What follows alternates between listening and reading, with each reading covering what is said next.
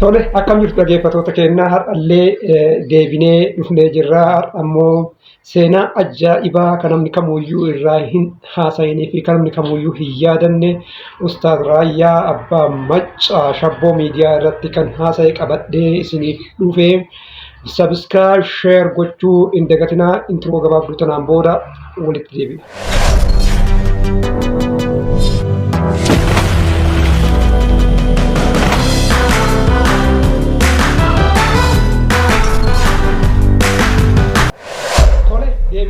Jirame Ustaaz Raayyaan maal akka jedhame sumarraa duraa dhageeffannu tole. Gaafa beete BBC'n beela walloodha addunyaarraa gabaafte pirezidaantii addunyaa jahatu boo'ee nama biliyoona 2 ol ilaale jechuudha. Rekoordii haga ammaatu. Dhugaan walloodhaa dhugaa dhokatte yeroo dheeraaf. Maaliif? Wallo maaliif adeero? Dilana beete roorootu irra dheeratte jira jalqabnu. Gamme galatoome duraan dursee dhimma walloo osoo yaa'in hin jalqabin akka waan miidiyaan shabboo jalqabeeti akkan argetti utuu inni yaa'in isaanii hin jalqabeen akka waan miidiyaan ofiisaatii jalqabee ka'ee walloo isinitti dhufaa jiranii akka waan jedheeti akkanitti quba qabutti isin biraa ergaa dabartu akkan argutti Ramadaana dhufee sarii shakkitanii isinatti fakkaataa yookaan maaliif jennaan uummanni kun Ramadaanaa wal qabatee arran jalqabamne Yohaannis hamma wallotti duule sana irra caalaan hammin irratti duule irra caalaan yeroo inni hin dadhaban jedhee yaadu yeroo Ramadaanaa ture. Kana soomaa wal qabatee Minilik duulinni itti duule irra caalaan isaa Ramadaana keessa ture. Maaliif walloo Ramadaana halkan keessaa sa'aatii 6 yookaan sa'aatii 5 sa'aatii 6 folakkaa 7 asurii nyaatee rafa maaliif kafareera ana amantii kan koo jijjiirradheera jedhe mallattoon amantii kan kee jijjiirrachuu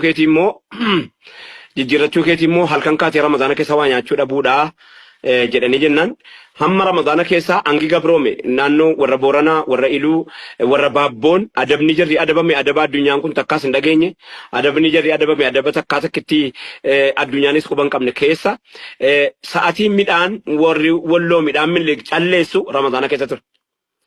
Midhaan Minilik maaliif bona callaa aduudha akka inni isaan gubee Ramadaana keessa soomuuf dhiisuu isaanii addaan baafachuudha jedhee halkan yoo halkan ka'anii asurii hojjetatan manatti gubama ture wallotti.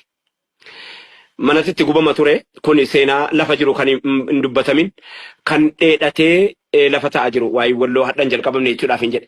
Yohaannis hamma godhe sana waan godhe nam tokko ilaadhaatti dhaloonni dhalootaan dhufu waluma irratti dachaa ta'an malee namni dhiifama gaafate hin jiru. Waan godhe sana irratti silaa gaabbanii bariin taatu lammaffaan taatu bar takkaa namni dhiifama waa'ee walloo irratti dhiifama waa'ee calanqootti dhiifama waa'ee aanoleetti waa'ee kanaa gadi hin kaafamu maaliif jennaani gara fuulduraatti gochuuf deemanii nama agarsiifti jechuu dubbiin. Nama shakkisiifti illee kuni dhimma rakkoo ofiiti malee kun dhimma siyaasaati. Ana waa lama nan gaafatiin tokko waa'ee botorokoolaan beeku botorokoola moo botorokoola sii jedhamtu isi carqee ofirratti eegannu kana naan galtu bara kana eegan nama guddatee na wallaale lama waa'ee botolikaan beeku botolikaa jedhamti naannoo keenyatti. Waa lamman kanarraan beeku rakkoo uummataa moo rakkachuu beeka rakkoo uummataa moo naaf galti na dhukkubdillee na laalessitillee yoo eessayyuu jiraate rakkoo namoomaati waan ta'eef kanarraa jabduu yaadachiisanii jiranii Ustaaz Raayyaan jechuudha. Walumaa galatti wanni isaan akeekan keessa jechuudha duulli uummata walloo irratti yeroo Ramadaanaa geggeeffamu duula har'a eeggalee miti. Duula har'a finxaaleeyyiin faannoo eeggalte osoo hin taane duula hatseewwan keessa jechuudha. Yeroo hatsee Yohaannis irraa jalqabee hamma ammaatti itti fufeedha. Hatsee Yohaannis duula warra irratti taasise kamuyyuu kan inni taasisaa ture yeroo Ramadaanaa keessa akka ta'e. Sababiin inni yeroo Ramadaanaa keessa itti taasisuuf illee yeroo Ramadaanatitti uummanni walloo baay'een isaanii jechuudha waan soomaniif ni laaffatu danda'anii lola ofirraa deebisuu hin danda'an yaadee waan itti yaadee waan ta'eedha fi akka jedhetti Raayyaan nuuf kaasee irraa anullee akkuma beektan kanaan duratti viidiyoo keessatti waa'ima kana kaasaa turre jechuudha. Alkallattiidhaan seenaa kanallee dubbifneetii mitiin garuu waa'ima kana kaasaa turre Raayyaan immoo qabatamaan seenaa beekuun seenaa dubbiseen sirriitti nu ibsee jira jechuudha. Akkuma kana jechuudha Minilik illee ummata walloo irratti duula hunda isaa kan geggeesse yeroo ramadaanaa keessatti akka inni geggeessaa turedha. Keessumattuu immoo dhimma amantiitiin wal qabatee Minilik maal gochaa ture? Yoo sooma hin soomin jechuudha. Halkan obboroo ka'amee yoo sooma hin soomin jechuudha. Obboroo yoo ka'ame sooma hin soomin akka amantaas jijjiiratteetti sila ilaalamta. Amantaa jijjiiratteerta. Amantaa jijjiirachuu dhabuun ummata walloo halkan ka'ee yoo sooma qabatee waan jedhu nu kaasee jira. Kanaaf maal godhee uummanni wallollee jechuudha halkan sa'aatii 6tti waan kanallee sa'a 7tti dhaqqabneerra sa'a ramadaana jechuudha. Halkan sa'a 6tti ka'eetiniin ramadaana qabachaa ture jechuudha. Halkan sa'a 6tti yoo isaan ka'anii ramadaana qabatan maal godhanii mana irratti gubaa turan jechuudha. Halkan sa'a 6tti ka'anii yoo isaan ramadaana qabatan akka isaan ramadaana hin qabanneefi mana irratti gubanii jiranii.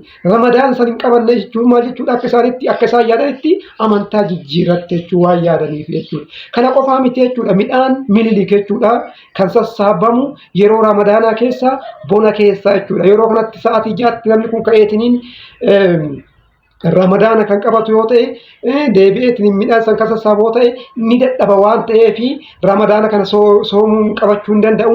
Ramadaana kana qabachuu hin dandeenye taanaan immoo amantaa isaa jijjiiree jira jedhanii akkasitti waan yaadaa jiraniif karaa kana hundaan jechuudha. Waraana qofaan osoo hin taane karaa kana hundaanii Minilik dhiibbaa irratti gochaa kan turedha. Hamma mana irratti gubuutti hamma ajjeesutti kan ta'e hundi isaa yoo eessa keessatti dhiifama. Yeroo ramadaana kun hundi isaa kan ta'edha jechuudha. Walumaa galatti duulli har'a ilmaan Minilik finxaaliyyiin Amaaraa jechuudha. Finxaaliyyiin Amaaraa duula uummata Oromoo Walloo irratti taasisaa ramadaana keessa kan waggaadhaan taasisaa jirtu seenaa san dubbiftee jechuudha. Salphumatti nuti hin dubbifnu isaan immoo seenaa nuti maaliif yeroo kana geggeessanii jenneetu waan tilmaama kennan kaawwanna malee nuti hin dubbifnu. Jarri garuu seenaa san dubbisanii waan akaakayyoonni isaanii waan abbaabayyoonni isaanii waan mootiin isaan akka waaqatti sagadaniif sun godhu laalaniitiin ammallee isaanillee deebi'anii gochaa jiranii jechuudha. Gocha duguuggaa sanyii kana raawwataa jiranii jechuudha. Walumaa galatti amma viidiyoo kanarratti hin dhiyeessine malee jechuudha. Haile Sillaaseen immoo maal akka gochaa ture raayyaa abbaa maccaa kaasaa ture jechuudha. Haile Sillaaseen maal gochaa ture uummata Wallootii fi uummata Affaar walitti naqaa ture jechuudha. Uummanni kun yoo xiqqaate amantiidhaan hariiroo qaba waan ta'eedhaaf uummata kana maal godhaa ture walitti naqa. Maaliif walitti naqaa? Uummanni kun yoo walii galee dhiibbaa uumuu danda'a jedheetti hundaa keessatti ergamtuu bitatee jechuudha. Walloon keessa taa'ee waan hin taane uummata Affaaritti geessu jira. Uummata Affaar keessa taa'ee Wallootti waan hin taane ka geessu jira. Akkasitti gamana biteetiniin maal godhaa ture uummata Walloo Affaarii fi uummata Walloo walitti naqaa ture jechuudha. Har'allee kun hin dhabama jedhamee hin yaadamu. Kan gamana taa'ee waa hunda walitti naqaa jiru hin dhabama jedhamee hin yaadamu waan ta'eedhaaf ammallee wanti akkasii jiraachuu danda'a jechuudha.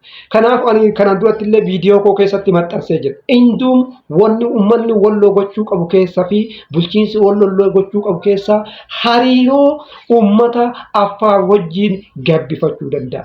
Uummanni Walloo hariiroo uummata Affaar wajjin gabbifachuun isaa balaa amma itti deemee kana itti dhufaa jiru kana irraa xiqqeessa malee itti hammeessu jechuudha. Kanaaf balaa itti dhufaa jiru karaa finxaaleyyii Amaaraatiin itti dhufaa jiru kana ofirraa xiqqeessuudhaa fi ofirraa salphisuudhaa fi ammaayyuu taanaan jechuudha. Uummanni Walloo uummata Affaar wajjin hariiroo uummachuu qabaachuudha. Uummanni Walloo uummata Affaar wajjin hariiroo uummachuun faayidaa qaba malee balaa tokkollee dhiibbaa tokkollee hin geggeessu jechuudha. Diinni immoo kanan barbaadu beeki. Diinni akka uummanni Affaarii fi uummanni Walloo walii galan gonkumallee hin barbaadu. Uummanni Affaarii fi uummanni Walloo walii gala taanan isaan akkaataa itti Walloon cabsuu danda'an hin qaban. Akkaataa itti Affaarii Walloo cabsuu danda'an hin qaban. Akkaataa ittiin biyyattii tana jeequu danda'an hin qaban. Kanaaf walitti ta'e jedhaniitiin beekadhaan maal godhu walitti naqan jechuudha. Kanaaf dhugaa jechuudha. Ustaaz Raayyaadhaan baay'ee galatoomii, baay'ee ulfaadhu, waan jabduu nu yaadachiisan. Abbaan qabatu ni qabataa jechuudha. Abbaan laphee isaati irratti qabatu ni qabataa jechuudha. Kanaan booda hariiroo uummata Affaarii fi uummata Wallollee Oromoon cimsuu qaba jechuudha. Amma deeggarsi godhamaa jiru deeggarsa cimaadha. Duulli jarillee haga ofiitiin jarillee duula jabaa gaggeessaa jirti. Garuu namni kennu uf eeggannoodhaan jechuudha. Uf eeggannoodhaan waa lama hojjechuu qabna jechuudha. Duula kanarratti waa lama hojjechuu. Tokko galii walitti qabuudha. Inni lammaffaa immoo sagalee uummata Walloo duguuggan sanyii irratti raawwatamaa jiru dhageessisuudha jechuudha. Warroonni dogoggoraa yookaan tokko tokko dogoggoraan jaalalaan waan tokko tokko jechuudha. Viidiyoowwan adda addaa posti gootan dhiisa waan barbaade uummanni Oromoo Walloo waan barbaade iyyuu olaantummaa barbaade iyyuu lola irratti haa argatu odoo dhiiftanii waan san maaliifi kan amma irratti iyyaa jiru duguuggaa sanyiitu uummata Walloo irratti raawwataa jira. Uummanni Walloo duguuggaa sanyiitu irratti raawwataa jira. Eenyu irratti raawwataa jira? Finxaaliyyii irratti raawwataa jira. Kana ammoo maal gochuu qabna? Kana addunyaa dhageessisuu qabna. Kana addunyaatti beeksisuu qabna. Garee kun garee finxaalessa akka ta'e, garee ilma namaatti raawwannu akka ta'e, garee duguuggaa sanyii raawwata akka ta'e addunyaan akka beektu gochuu qabna malee gareen kun lammaffaa garee hidhatee odoo lolaa kan jiru odoo hin taane garee nama qulqulluudhaan nama qulqulluu baayisaa jiru, nama qulqulluu mana isaa keessatti mana wajjin gubaa jiru akka ta'e addunyaatti beeksisuu qabna waan ta'eef duula kanarratti namni kamuyyuu hirmaatuu qaba. Nagaa ta'a.